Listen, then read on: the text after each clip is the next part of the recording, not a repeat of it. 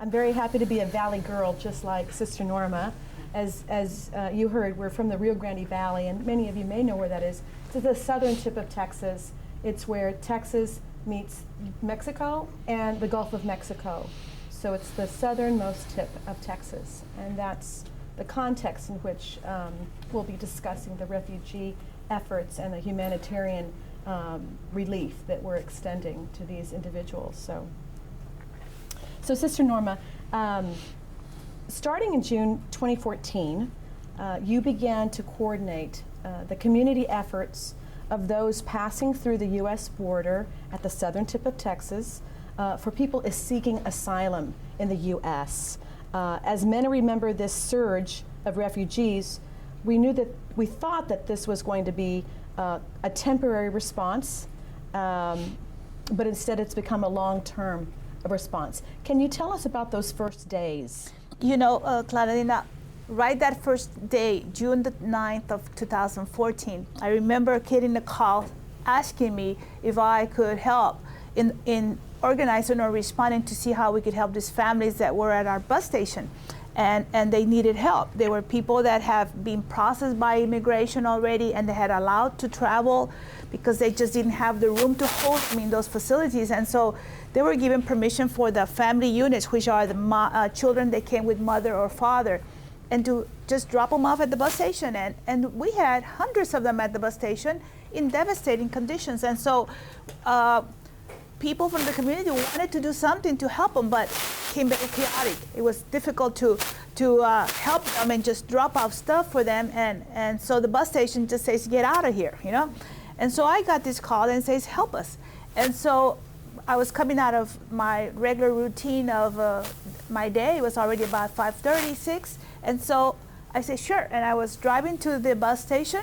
And in the process to get there, I thought, what's the closest thing to the bus station if it isn't Sacred Heart Church, which is downtown. It's just a block and a half away from the bus station. So what I thought about was, I'll call Father Tom, who is the pastor at Sacred Heart. He's a Franciscan. And I said, Father Tom, I need to borrow your parish hall for a couple of days.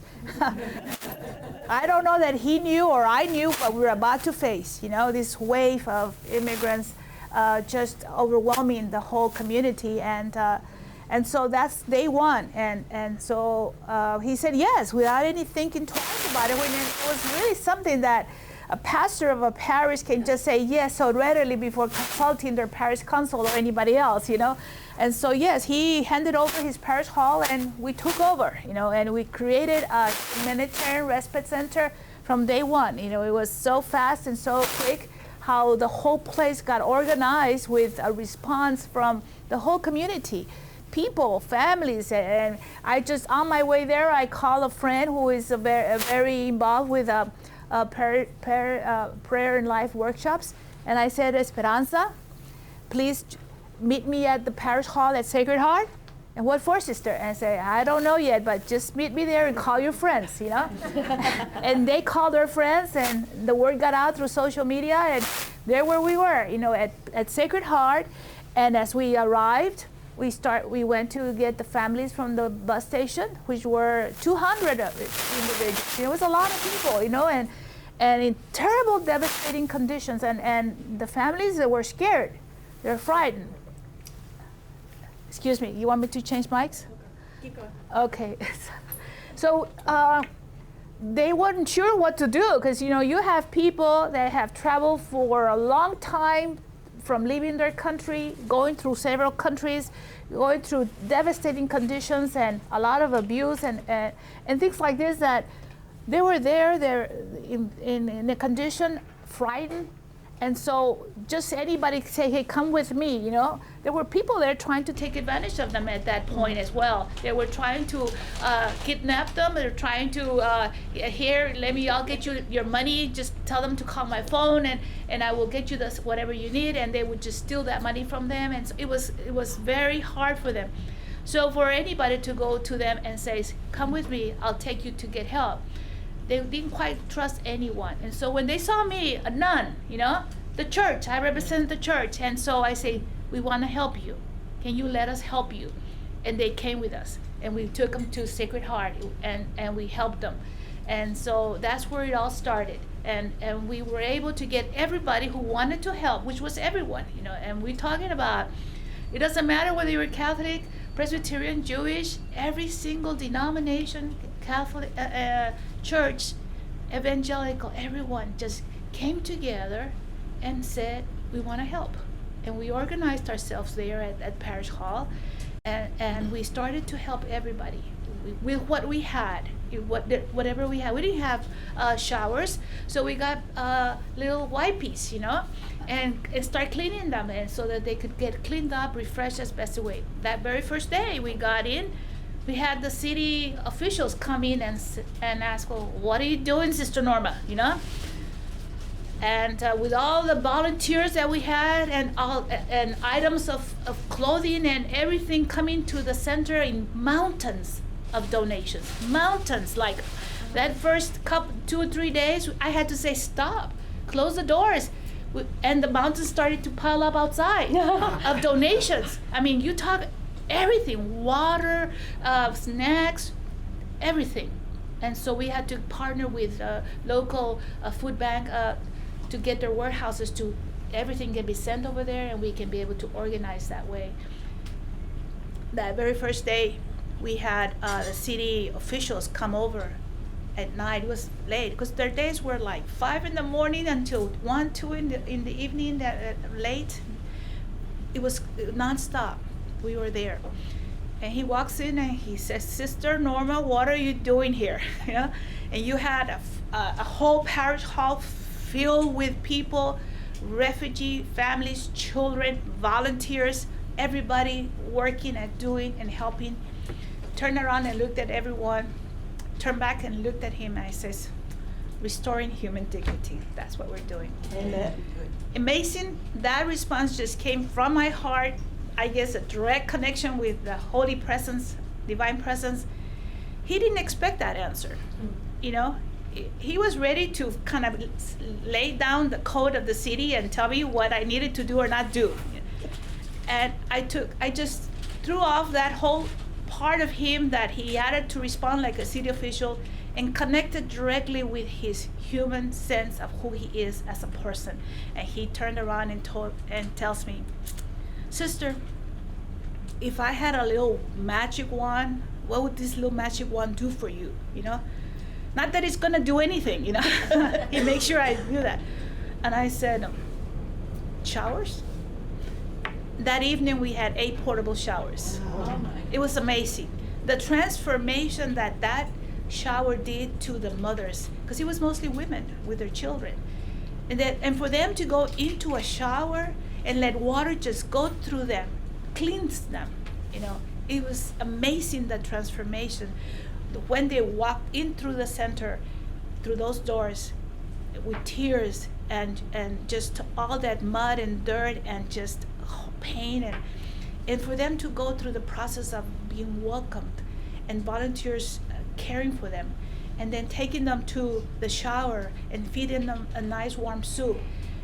When they came through those doors afterwards, after taking a shower, you see in their faces that glow of life. It was amazing, the transformation that happened to everybody as they were going through. And I would say, how do you feel? ¿Cómo te sientes? Ay, hermana, se siente tan bien, tan bueno. And Kevin, the person from the office, would go every day, and I said, thank him. He made it happen.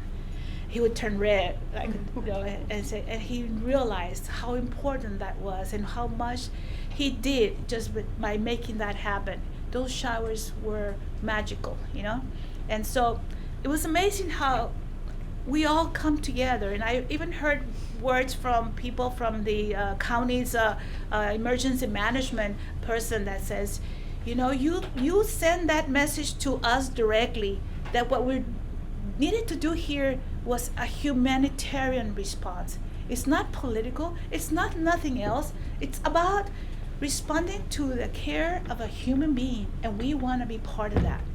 And everybody was part of that.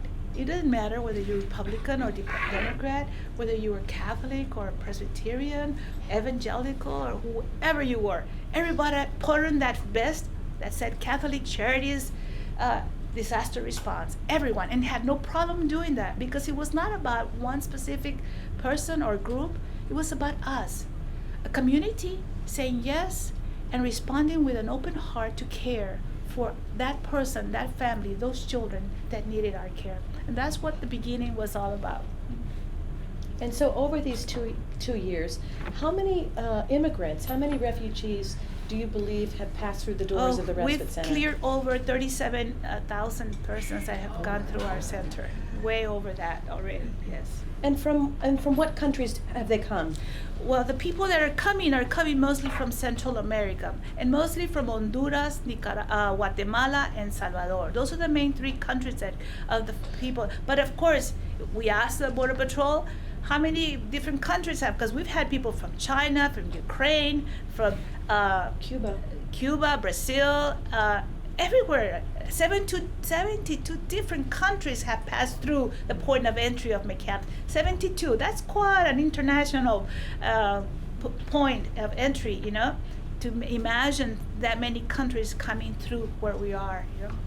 And in terms of the ones from Central America, why do you believe that those particular countries have the most number of refugees? Most of the stories we hear, and we become aware because when they come, we register them, take down their name, where they're from, where they're going, just to keep track of who it is that we are receiving. And their stories tell us why they're there, you know. And it is mostly mothers. I would say 75% of them are mothers with their kids, and more than 50% are children, because it's amazing the number of children. Every mother, every adult has 1, 2, or 3, or 4 children, you know. And so the greater majority of the people we're helping are children, and they tell us why did you come? You know, I even asked this mother. I remember one of the very first days. It's a mother from Honduras. She's tiny, petite, because most of them are all petite, you know. Tiny little mothers, and she was pregnant, huge, you know, and it was almost 12 midnight, and I said, when are you due? And she says, yeah. That means now. And I go like, why would you come? Why would you put yourself through this, you know? How long have you been in this journey? And said about a month. And I said, pero por qué? You know? And she looks, and she had a little girl about 3-4 years old with her, and she shows me her hand, and she says, mire esto, hermana. And she showed me her hand, and her hand was totally destroyed, completely disfigured. And she said, this happened because someone came into my house and struck with a machete to my little girl to kill her. And had I stopped him by putting my hand, and it cut me. And she had another cut over here. It said, if we're not here, I'm sure that we would be dead, or she would be dead. And that's why we had to come. And stories like that are the stories that I hear over and over again. The fact that these mothers are fleeing to protect their children, because the situation in these countries, the violence of the gangs have taken over the cities. They don't let them work. And if they do, they'll steal their money. They don't have a chance to go out. The girls, young girls, teenagers cannot just go out. They're prisoners of their own home.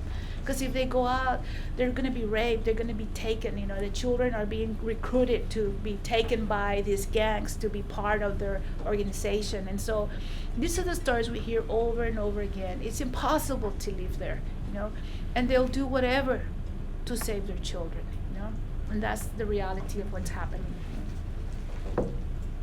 So walk us through what it's like for someone who arrives to the bus station and all the steps that it takes for them to pass through the respite center. Can you take us through those steps? Yeah, you know, when somebody arrives to, you know, these people, and sometimes they ask me, like, why would you help somebody that is illegal, sister? They're breaking the law. And I said, I don't know that they're breaking the law. Oh, because they're for sure not illegals, because I don't know that a human being can be illegal, you know? And I said, but they're human beings that actually come to the border and turn themselves into the Border Patrol asking for help. They're asking for protection. Now, what is it that they're doing wrong? Wouldn't we have the right to do that if we were in the same conditions? Do whatever it takes to protect ourselves, especially our young ones. So they're turning themselves into the Border Patrol. They're not running away and trying to say, and then once they're apprehended, they're processed. And back then, at the beginning, when they were apprehended, I think Border Patrol, the whole United States, was not prepared to this overwhelming wave or surge of great number of kids and children and families, that the process that immigration does to process, that they go through this center that holds at most 300 individuals to get processed at one time. That's the maximum they can hold in that facility. They don't have showers. They don't have a kitchen to prepare meals. They don't have nothing, because it's just a processing center that they have. That first step that once they get apprehended, they take them there. There they kind of like ask you questions to figure out who you are. You're a criminal, you're sent to jail. If you're an adult, you're sent to an adult detention center. If you're a child, you get sent to the care of Office of OR, Office of Refugee and Resettlement, or something like that. And so these people were not prepared to handle this number of kids that were being detained without their immediate father or mother, so that they're classified as unaccompanied. There were children that were not with their immediate parents, so the government takes protection of them and makes sure that they follow a different procedure so that they're not trafficked. So because of that, they couldn't send them to the next step, which was the care of those facilities that takes care of children that didn't come with their parents. So this little facility that holds only 300 persons at one time were holding thousands at one time. It's unimaginable, terrible. And so the mothers, the kids that came with their parents were allowed to travel. But kids that did not come with their mother or father, they maybe came with grandma, they were separated. I had one time a grandma crying, arriving at my center, and says, "Please, take me back. I need my daughter. She's tiny, 10-year-old. I raised her since she was born, and I'm taking her to her mother in New York. But she's scared. I know that she doesn't have me by my side. She thinks something worse is going to happen to her." And they wouldn't give it to her because she was not the mother, So they're separated. And so these kids stay there until this office OR figures out how to come up with the right up to code, facilities to handle these children. In the meantime, Border Patrol is forced. They have no choice but to keep the kids there until they come up with all these places to send the children. And it took them quite a long time to do that, a couple of months. They did their best, but I said I couldn't believe, and I said, that you can allow this here in the United States, the most powerful nation in the world, cannot have option B. Not this is not okay, not even one day. I walked into that facility where the children were detained. It was so sad. A room that was maybe the size, not even about half of this. They had more than 100 people here. What are we now, about 30? 100 children. They could not even sit down, much less lay down. They were all tied together like little sardines, and dirty. They hadn't had a chance to wash or clean up. They were crying. And they were asking, "Please, por favor, sácame de aquí. Take me out of here. No puedo respirar. I can't breathe." How could we allow that? How could we not have something else for them, It's hard to understand that. But we prayed. And they prayed with me. And as I walked out of there, the Border Patrol officers that were seeing what we were doing, because it's the very first time that somebody walks in when all of this is happening. They had never allowed anybody in. They were seeing through these glass windows that completely could see what we were doing. And the officer tells me, "Thank you, Sister Norma. You've made us realize they're human beings." It's just that it was so overwhelming for them. so difficult to handle and to try to do the best they could. They had no other choice. And we have not to forget that they're people, and that if we have a job to do, we have to do our best to provide them with that respect and that dignity that any human being deserves, and it's unfortunate, but that was the reality, So your question is, what do? The parents, the families that are allowed to travel, because they had no choice, they had to get rid of them. Otherwise, where would they put more kids? They would give them some documentation that says you have permission to be in the United States for a couple of weeks until you go and process your paperwork somewhere else in the United States, wherever it is that you're going. And there you go before the court and continue your deportation proceedings. That's what it was. They called their family and said, he's going over there, buy their ticket, and he will travel to where you are. And so they were dropped off at the bus station, but still with great need of help. And children were dehydrating. They're totally in conditions that they arrived to our center.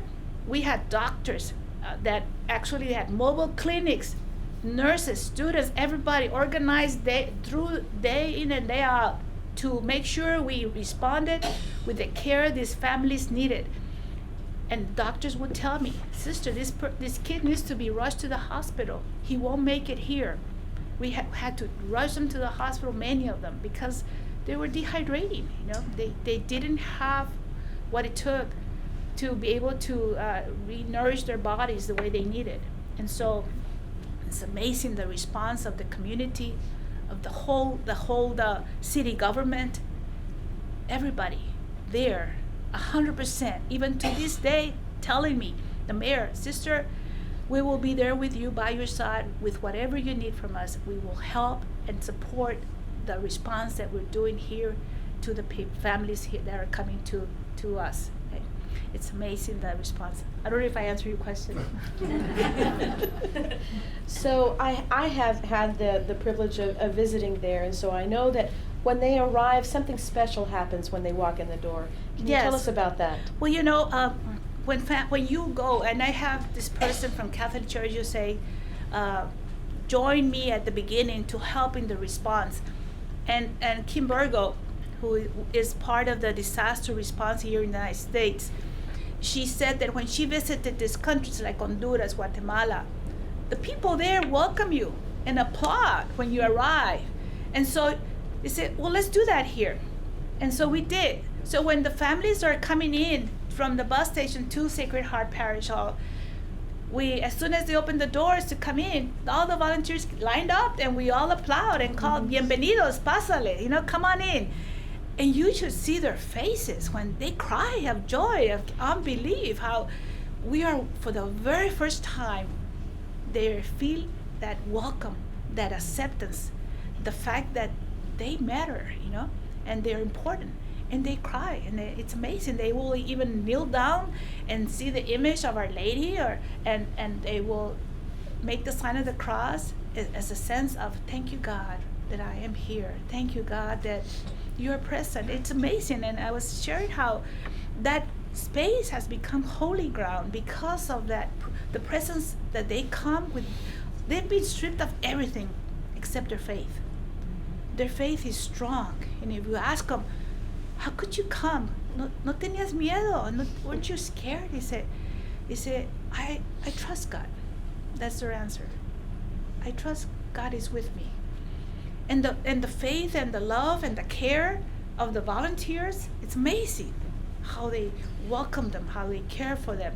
It's beautiful, the interaction that occurs in those moments when the families arrived and when they process them and take them to get helped and get cleaned up and eat and just you see the beautiful transformation that occurs right there, and it's happening all there in Sacred Heart. Tell us about the volunteers that have assisted, the ones that are local and ones that have come from far. We've had so many volunteers. I remember that very first July 4th weekend, we had the whole evangelical community asked me to go speak to them and to tell them what was occurring at Sacred Heart. And I expect if they got all the churches together one evening, and they had thousands of them in this big assembly hall, and I spoke to them at the end of my speaking to them and telling them what was happening and what we needed, they all came forward and signed up to be part and to help out. And they told me, this weekend, sister, you can go off and have a nice time at South Padre Island because we are going to take care of you so you can rest. 1,000 of them showed up that weekend. 1,000 of them, from Thursday through Sunday. It was like so many volunteers. It was chaos within chaos, but it was good. It was good chaos. So what do volunteers do when they're there? What are the roles that they take? Volunteers help. The only thing that you need to volunteer is to have a wonderful big heart, That's all you need, And so, because all you need is to get oriented as to how it is that you can help the family, and it's all organized. There's steps, so they arrive, and then they go to different stations so they can get the hygiene item, backpack for hygiene items. They go sit down to get a meal. In the meantime, the volunteer helps them sort and pick up the clothing they need. They get shoes, they get underwears and socks and everything they need. Then they are taken to the showers and the restrooms, and then they come back and they can then call their family members, use a phone. Children can play in a playground area that we have for them. That's what's happening, And so it's all organized so that some volunteers will help clean up. For example, we have a man that comes almost every day, and all he does is clean showers. He'll make sure that every shower is clean before the next person uses it. It's hot outside. The valley is hot. And so you can go see him, and he's sweating crazy, but he doesn't care because he knows he's making a difference, and he knows that what he's doing is what he wants to do, that God wants him to do. And he'll clean showers that's all he does. Other people will be in the kitchen preparing and serving the soup and whatever it is that we need to give them. This lady, she does clean houses in her job, and then after work she comes to work for us for a couple of hours, and all she does is sort through all the bags of clothing and stuff that we get, because a lot of times they send us so much things, and a lot of it doesn't work for us because it's big, or it's just high heels or whatever, and so we have to sort out and take out all the stuff that doesn't work for us and send it back to Salvation Army or give it to a parish. And the things that we have, put it aside so that volunteers can go and hang it in racks and things like that. So there's so many things to do, whether it is to receive them at the bus station and walk with them to the parish hall, or help clean or organize or register them. There's so many things volunteers can do. And we have many volunteers from all over, From all over. You have some from different universities as well. Universities, parishes, states almost. Somebody started. We didn't start this from the beginning, but along the way, somebody started putting a little piece of paper and saying, "I was here." Whatever parish or whatever school or whatever state they were in, and the whole wall is filled with those papers already. Whether it's a different country or whatever. I think if we had ever started from the beginning, we would have filled all the 4 walls. Yeah. But it's many volunteers, especially schools come down in groups, from Washington, D.C., the whole community from the Jewish community, the whole synagogue showed up, and they've come already twice to spend a whole week there with us. So what are some of the groups that have partnered with you? You mentioned Catholic Charities USA. I'm wondering whether or not Catholic Relief Services, perhaps the Red Cross, and other sorts of, I think, Salvation Army as Right. well. How have they assisted in these efforts? Well, everybody, one of the things that we have locally in our area is that we've generally come together as organizations, nonprofits, churches, to organize ourselves and to talk about how can we respond in any time of disaster. And so when this happened, we immediately convened everyone to be able to see how everyone could help or would like to take the responsibility. Like the Baptists decided, well, we'll take all your dirty laundry and we'll have it clean and bring it to you in the morning all cleaned up, and so that was their job. Another group would just say, well, we'll clean the tents, because we have tents outside that the city puts out so that if the family or the person need to stay overnight, they can stay. Or even during the day, they want to rest because they haven't slept. They sleep as soon as they get washed up and clean up, lay down in one of the cots, they'll knock out. It's time for them to go, and it would go like that, wake up, and they won't wake up because they're so tired. And so groups will go, and all they do is go take out all the cuts, clean them up, take all the sheets out so they can get sent to be cleaned and put them back inside. And so there's always something to do. And the Salvation Army has helped, the different churches like Baptist, Presbyterian, Lutherans, United Methodist, Jewish, the doctors, the local food bank, everyone has partnered in and formed part. This is a community effort, all of us coming together. Do you find that you've created allies with people on both sides of the political spectrum? Almost certainly, yes. There is no political stance right there. I think it's about being human and caring for another human being. And we have Republicans and Democrats, and definitely in both sides. Here it's about caring for others and making a difference in that life, and not what our political stance is. Do you have any examples, perhaps, of people who might be on a more rigid, conservative political stance, who have helped you? Anyone in particular? I remember. I go back to. I have a story that I was back in the 80s. We had a big immigration of people from Nicaragua and El Salvador back time in the Civil War of El Salvador and Nicaragua. The diocese opened a house for refugees called Casa Oscar Romero, who the Missionaries of Jesus were responsible to oversee. And I remember back then we were able to fill out paperwork for people from these countries so that they could submit it to the immigration office, and they would get the initial stages of the political asylum process. And so it was very simple and easy. Instead of them going to someone to pay a lot of money to do this, we could do that. We just fill out the application for them, do the fingerprints, make copies of it, and they were off, and it was valid. And so we got very good at that. But I needed a Xerox machine, and so I went ahead and called a local copy plus or whatever it was back then, I don't remember, and I asked I wanted to buy a copy machine. And the lady comes over and she says, "Sister Norma, I'm a businesswoman and I'm going to sell you the copy machine, but I want you to know that I am 100% against what you're doing here with these illegal aliens," And so these people was different back then because they had not been detained by immigration yet. They were illegal. They really had entered the country illegal, and they had not been apprehended. And so I said, "Well, I'm glad you tell me that. Let me tell you what I do and why I do it." And so I had her come with me and walk around the facility that we had of Casa Romero and introduce and show her the families and the children. And as I was walking, I was explaining what was happening and why. When we got back to the office, she turns around and looks at me and she says, "Sister Norma, I am 100% in favor of what you do." I said, "That's good." That evening, her husband calls me, and he says, "Sister Norma, I don't know what you did to my wife, but she came home and she told me, if Sister Norma ever calls you, you make sure you do whatever she tells you."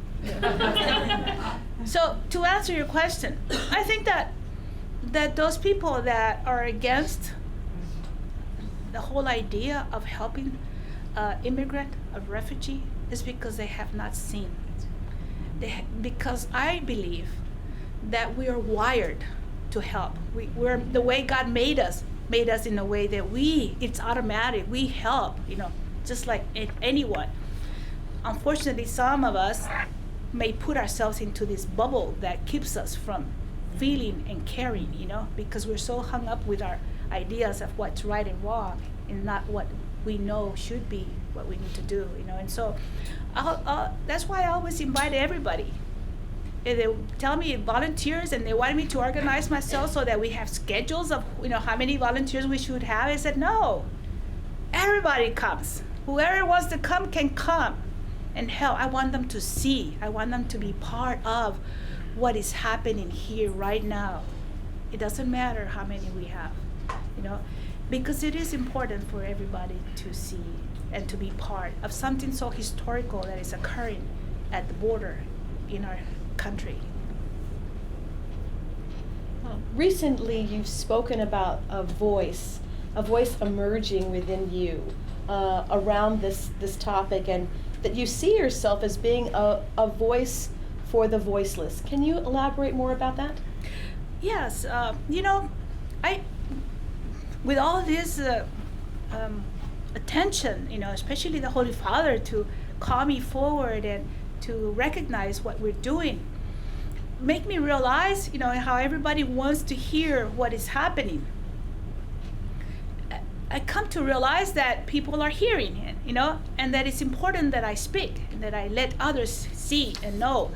And so I think in a time so critical as our times today, that our country is so divided with those that are for and those that are against, it's very clear that it is important that we speak up and talk, because this is our time, and we need to say that there is a part of us that need to live out that calling, that presence of God in our life today in the things that we do, and not hold back, not be afraid, because it's very evident that some folks may want us to be afraid, and stay afraid from acting and talking, and I think that we're called to speak, and to act and do the right thing, You had an opportunity to speak before the United Nations.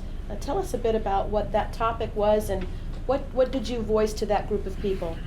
When I spoke at the United Nations, it was about helping what I've learned and what I've seen at the border was the response of women that are present at our respite center, the response of women that uphold human dignity, the many women that are there from day one, and to this day, we have already celebrated 2 years being there. It's amazing.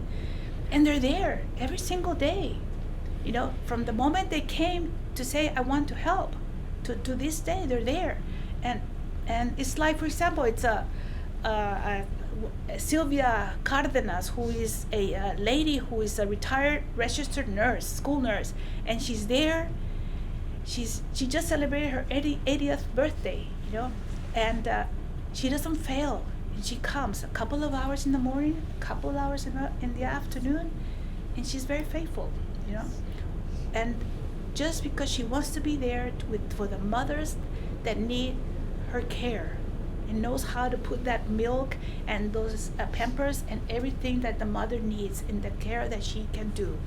And like her, there are others like Alma Reves, who is a lady in the community that from day one, she stopped doing all those social events that she did, and she decided to just focus on doing this, coming every single day and caring for the children like if they were her own, And like her, many other women that from day one, when she came and gave me a check of $1,000, here, sister, you might need this. He said, I need you more.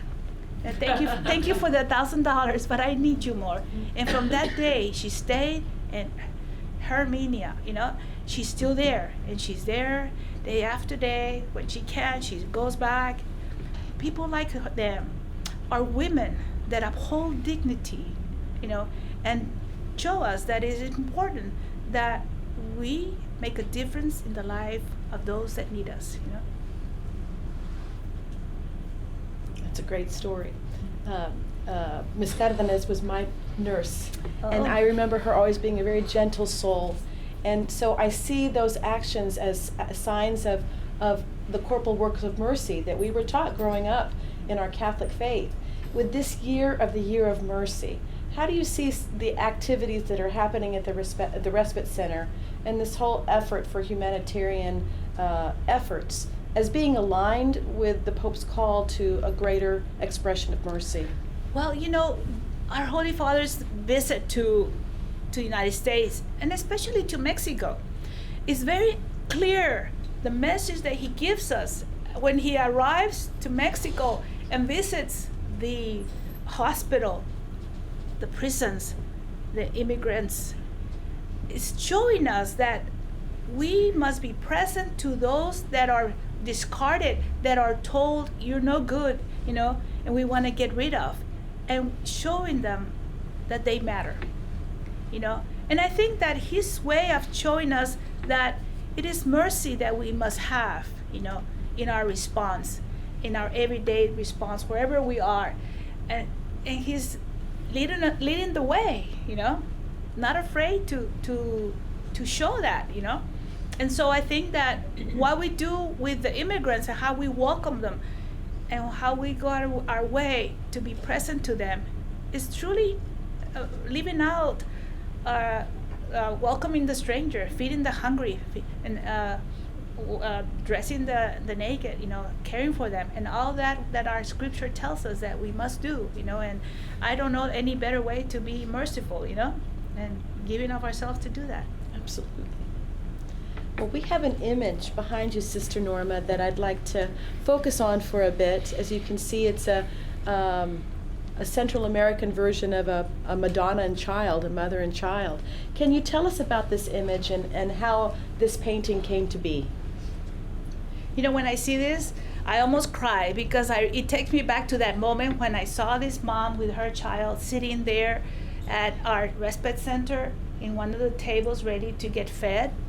And I can relive that moment, and that expression of that child and that mother captured for me the pain that she has gone through, and then where she's at, and she's living that, you know, she's and so I took the picture of it, and I painted that, and I gave it to the Holy Father. I wanted him to have it. And so I said, I hope that you can have this in your chapel, so that when you pray, you can remember the families that are going through all that they go through.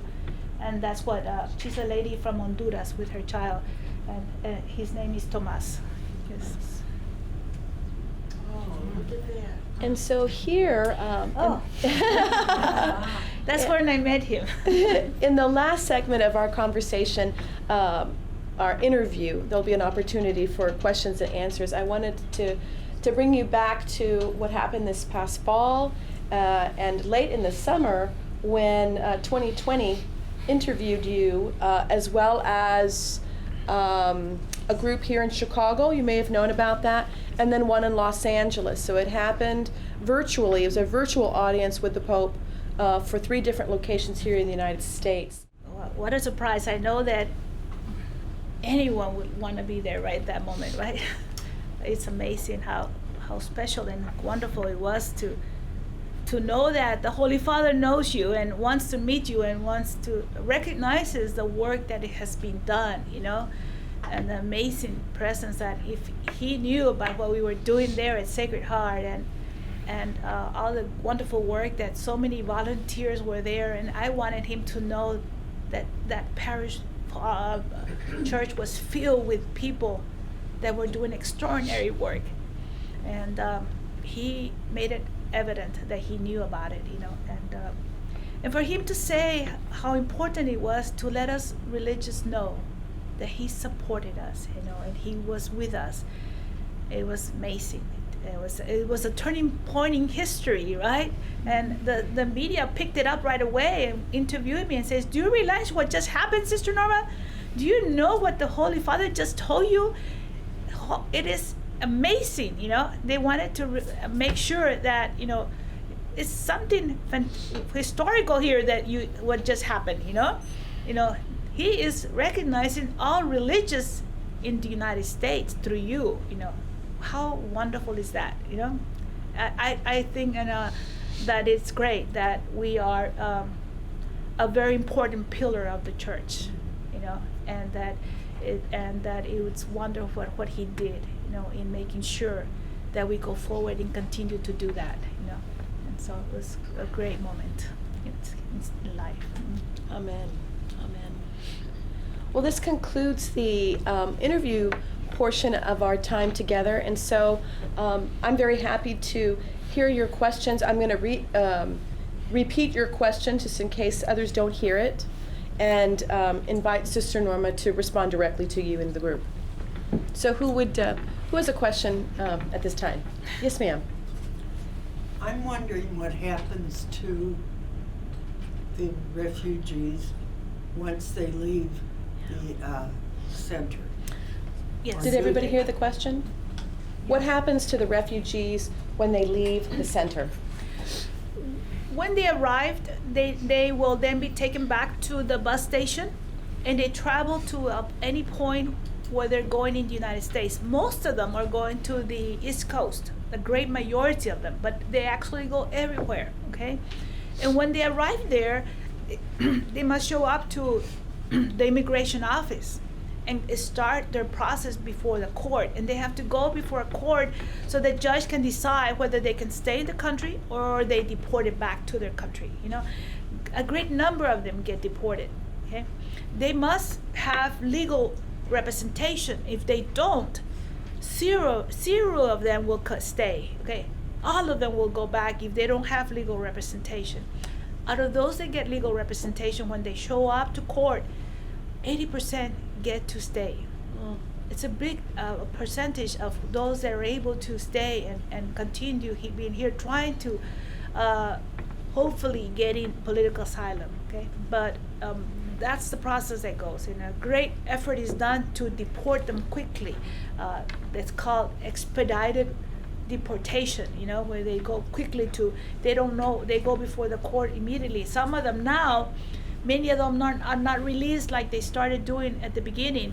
Now the Border Patrol, the immigration has facilities for families, you know, and they're like at Dilley, Texas, Karnes City, and other places where whole units that host 2,500 individuals hold these families, mothers with their kids, in prison camps, you know, and their children, their babies, infants, and they were there for months, almost a year, because they have to pay bond or they have to go before the court, and they can't do that, you know, they get deported back. And so thank God there's been a lot of pressure on them, and they've reduced the time, and they have to release them quicker or deport them quicker.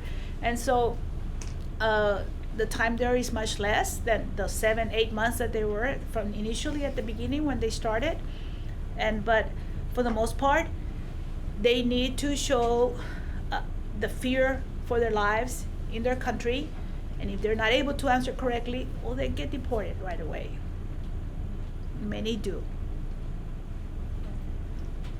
I wasn't quite clear, maybe I wasn't listening well enough, for the children that don't have parents. What's the current situation there? The children that don't have parents will get sent to centers that are under the subcontracted by the Department of Office of Refugee and Resettlement, and they will process the children, will have counselors and sponsors, so they contact their immediate family or a sponsor that can sponsor the child, so that that child can go before the court to their hearings and hopefully can stay here or get deported back.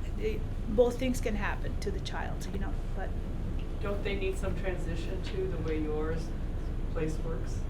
Well, the place where they under the transition is those subcontract entities that will actually care for the child. They have school, they have doctors, they have social workers, they have everything, counselors. They're taken care of very well. Okay. So the unaccompanied children do not come through the respite center at, They do not, at Sacred no. Heart. Nobody can but they take the have, children, yeah. But they have something equivalent to, maybe not the same, but similar. Yeah, right. They have something very well organized where they subcontract with private agencies that will take care of the children. Yes. Can you speak up, please? Sorry. Are the women aware that their chance of just hiding? Do they know what they're gonna get deported? They do not, but they're afraid, and they're hoping. And one of the things that we tell them, you need to tell them that they don't know that the first thing they need to say is, I'm afraid to go back. I'm afraid for my life. They'll say, ¿Por qué está aquí? Porque quiero trabajar. You know, why are you here? I want to work. You say, yeah, you have to work, but why brought you here in the first place? You know, they need to bring out their story and help people say, would you go back to your country? Is it safe to? No, it's not safe. You know, what's happening in your country? They're killing us, you know. Well, that's where you need to start. You need to start with that, because if you start with, I need to work, you know, to take care of my child, you know, you're gonna get deported, you know. So how does somebody qualify for asylum?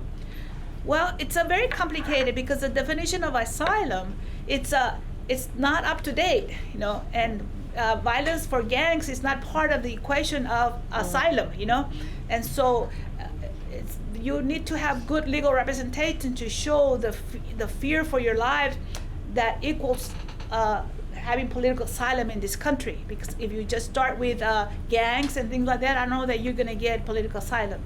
So it's something that needs to, it's like immigration whole process in the United States that needs to be fixed, and corrected to be more up to date to the realities that we're living today in our world, Right?